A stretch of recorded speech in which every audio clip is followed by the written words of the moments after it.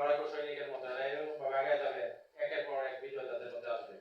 তো সেরকম ভাবে আপনারা একসাথেই হন, বাইরে থেকে শিখে আরো ভালো হন, আরো কিভাবে আরো আগামী আরো ভালো করা যায় সেরকম ভাবে চেষ্টা করেন।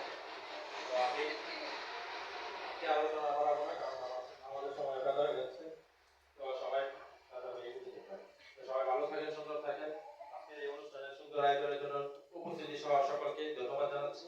এবং আমরা আজকের অনুষ্ঠানটা সফল হবে তখনই যখন আমরা সকলকে নিয়ে কক্সবাজারে 13 তারিখে রওনা দিতে পারবো। সেদিন আসসালামু আলাইকুম।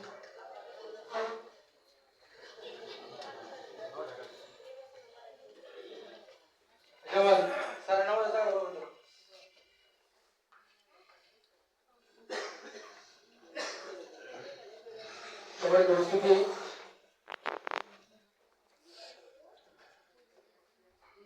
আমরা স্যারের অনেকক্ষণ কথাগুলো শুনলাম।